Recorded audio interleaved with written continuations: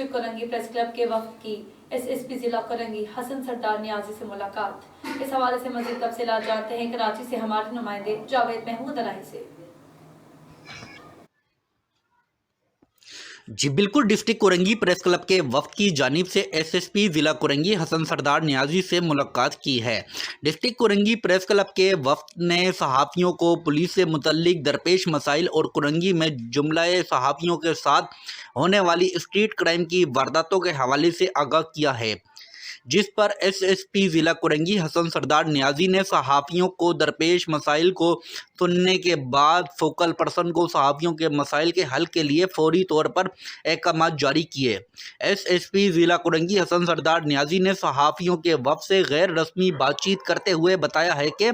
حالیہ دنوں میں رونما ہونے والے 2 واقعات، جن میں طالب علم لاریب کے قاتلوں کی گرفتاری اور معصوم بچی کے قاتلوں کا سراغ لگانے میں کافی حد تک کامیاب ہو چکے ہیں۔ انویسٹیگیشن ٹیم کے علاوہ ڈسٹرکٹ کورنگی آپریشن پولیس کی ٹیم خصوصاً ان دونوں واقعات اور دیگر واقعات پر بھی کام کر رہی ہے۔ ایس ایس پی ضلع کورنگی حسن سردار نیازی نے صحافیوں سے گفتگو کرتے ہوئے